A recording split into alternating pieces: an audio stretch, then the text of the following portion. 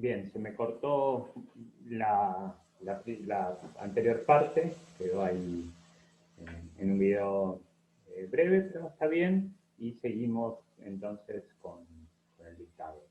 Básicamente entonces veíamos cómo se empieza a provocar una mayor desocupación, una mayor pobreza y aparece por primera vez una miseria estructural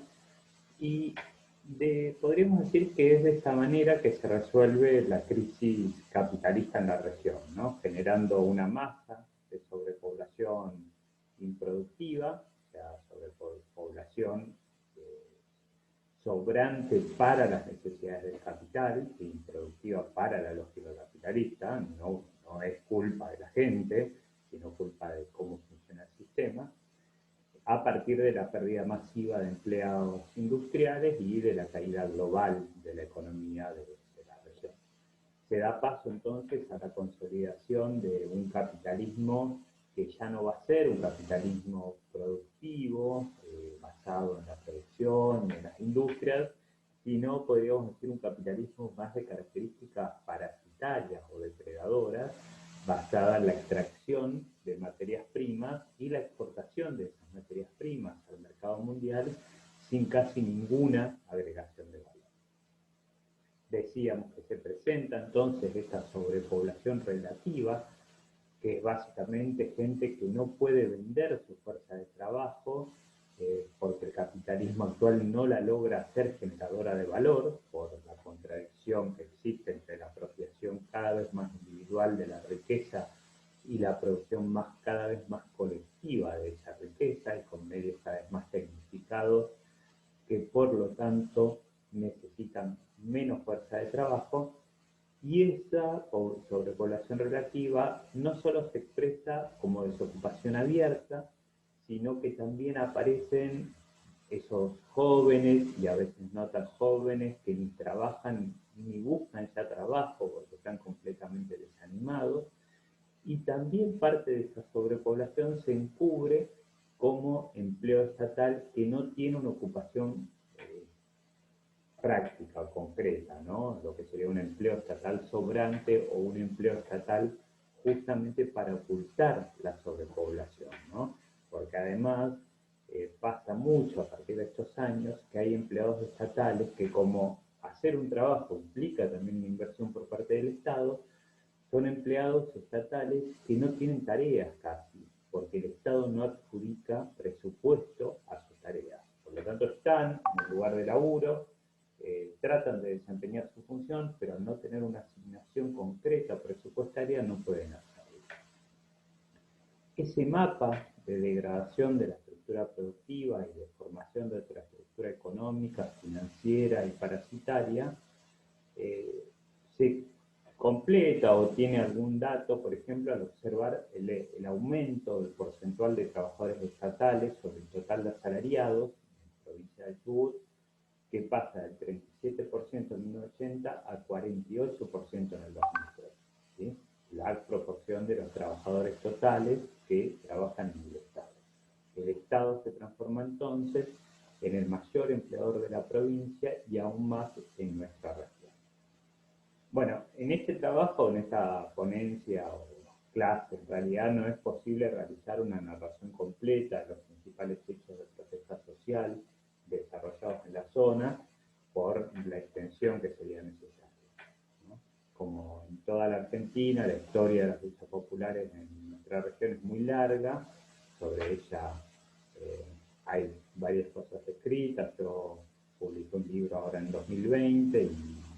y otro había publicado en 2013, que si les interesa se pueden conseguir. Pero podemos decir que los primeros cortes de ruta de desocupados en la región se dan en el año 1997, justamente en las tres principales ciudades de la provincia, en Comodoro, en Trelew y en Puerto Madryn. Y es también en esta fecha cuando esta medida de lucha se generaliza a todo el país a partir de los grandes hechos de conflictividad que se dieron en Cutralcó y Plaza Mitre, ¿no? En estos dos pueblos o ciudades petroleras de Neuquén, impactados directamente por la privatización de IPF. Pero fíjense, para comparar con lo que veníamos diciendo, que los cortes de ruta se dan en el 96 y sobre todo en el 97, o sea, más de 3 años después de las privatizaciones. ¿Por qué? Porque es cuando ya justamente se terminó la plata de las privatizaciones. La gente se gastó las indemnizaciones o se fundieron en los proyectos que habían encarado y se encuentran arrojados a la situación de desocupación y sin tener casi alternativa. Sin embargo, es también muy importante dimensionar que estos cortes en las 3 principales ciudades de Chubut se dan cuando solo se habían producido cortes en Neuquén, Salta, uno en Córdoba y uno en Buenos Aires. O sea que nuestra provincia y su clase trabajadora fue parte fundamental de este proceso que podríamos decir culminó en el 2010.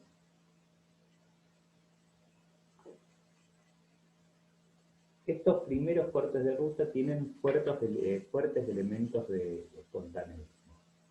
En los mismos no se muestran elementos de organización ni de sistematicidad en su accionar. Los grupos se lanzan a hacer la medida del corte de ruta buscando conseguir subsidios o planes sociales para resolver la angustiosa situación de pobreza, de miseria y de hambre en algunos casos que arrastraban, pero se disuelven al culminar la acción y no hay una comprensión demasiado consolidada de que las problemáticas de los que llevaban a cabo el corte tenían relación con una misma política nacional y provincial. Se tendía, digamos, a observar cada problema como individual y a buscar las soluciones por esa misma vía. Cada manifestante trataba de negociar individualmente con las autoridades, con los funcionarios y de obtener alguna solución personal a la situación de angustia que sobrellevaba. Digamos que en este momento todavía no hay una realización de una conciencia de grupo, ¿no? Ninguna organización representa los intereses de esta fracción de la clase obrera desocupada como colectivo, y las negociaciones en muchos casos se realizaban de modo individual, mostrando un grado casi nulo de conciencia de sus intereses como grupo. A partir de esos hechos, los sectores desocupados de Trelew y de Madrid van a empezar a realizar distintas experiencias de organización, empiezan a dejar atrás las medidas de lucha surgidas sin demasiada preparación y van buscando y construyendo acciones más organizadas y formando los primeros grupos consolidados de desocupados. Realizan acciones sistemáticas y empiezan a manifestar una conciencia de grupo corporativo al menos, ¿no? Defendiendo sus intereses como colectivos.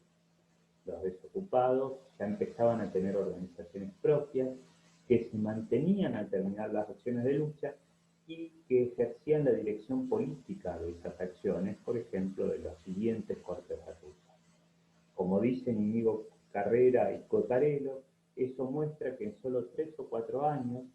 esos proletarios despojados no solo de sus condiciones materiales de existencia, sino también de la posibilidad de obtener sus medios de vida mediante el salario, avanzaron hacia formas de lucha y de organización más sistemáticas y con mayor preparación.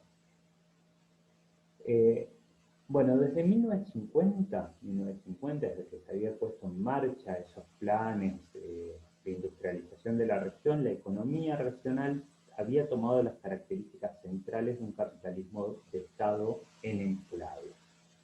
Es en esta estructura económica social donde durante la década del 90 se produjeron mayores modificaciones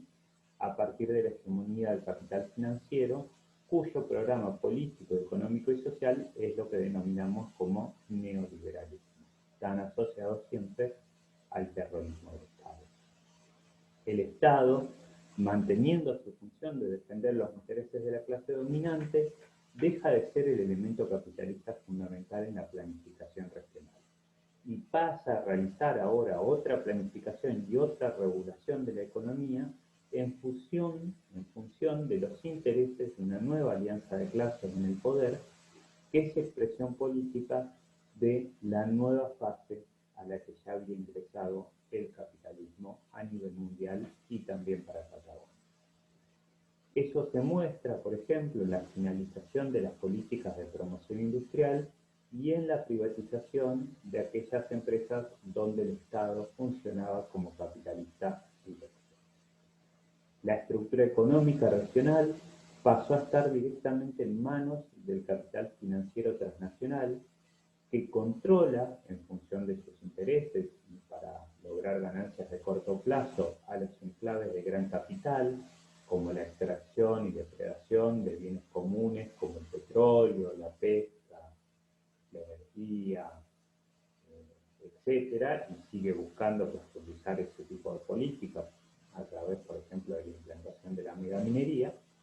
y los enclaves generados por el papel del Estado como planificador, los polos de desarrollo, las comisiones industriales, fueron abandonados ya que no resultaban rentables para esas grandes empresas privadas. Se desarrolla entonces una estructura económica caracterizada por ser poco productiva y muy depredadora, para la cual gran parte de la población pasó a ser sobrante, no ser necesaria, y que se basa en el saqueo de los bienes comunes, donde aparentes problemas naturales, como por ejemplo la desertificación de la meseta o la casi extinción de algunas especies fundamentales para la pesca, parecen consecuencias directas de este sistema económico-social. Hay distintos relevamientos sobre las protestas sociales que he realizado en los años 2000 y para los 80 y los 90, que muestran varios elementos importantes para analizar la realidad de nuestra zona y del conflicto social que se desarrolla en ella. Se destaca en primer término el peso que siempre tuvieron las huelgas, que son las que logran articular en torno suyo las demandas también de otros sectores. Las huelgas se concentran en los momentos de mayor movilización y tienden a caer en su número y duración a medida que se ingresa en las situaciones electorales, ¿no? Cuando se acercan las elecciones suelen no haber tantas huelgas ni tantos conflictos.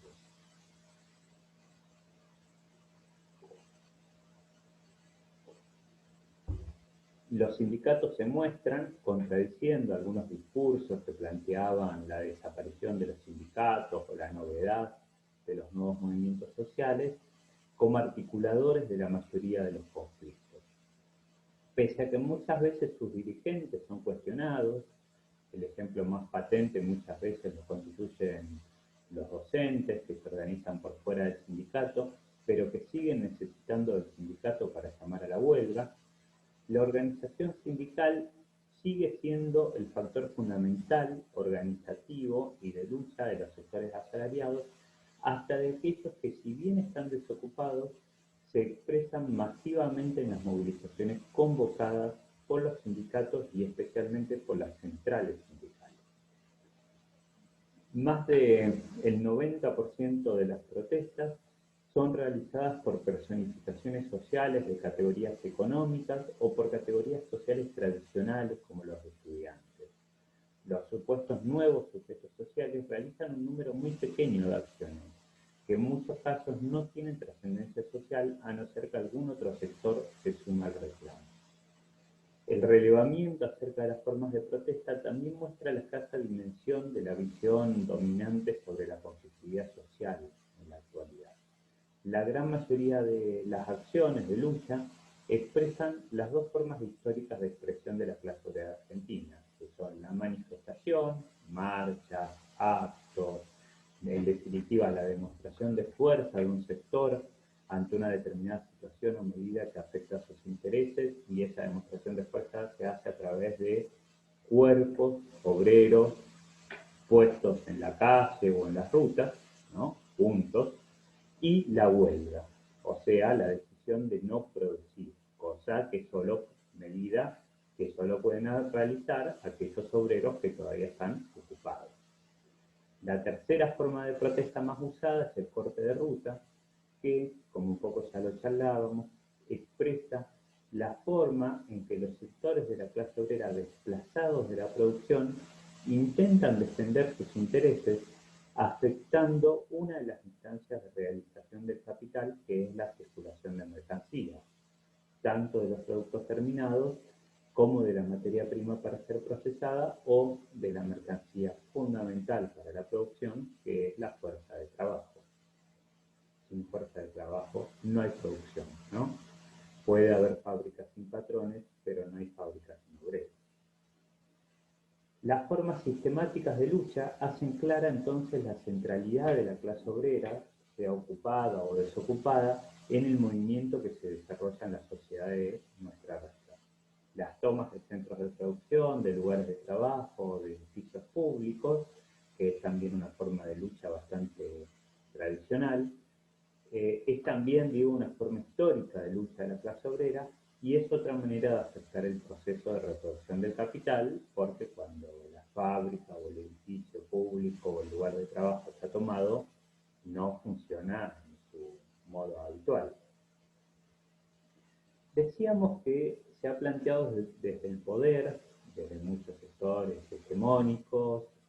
un discurso muy fuerte que plantea el debilitamiento de la clase obrera, su disminución cuantitativa, la caída de sus organizaciones sindicales y de sus formas de lucha. Sin embargo, las protestas sociales en nuestra región muestran en la práctica, al igual que en todo el país, que los sindicatos y sus formas históricas de lucha siguen siendo el factor fundamental de organización de los expropiados de sus condiciones materiales de existencia.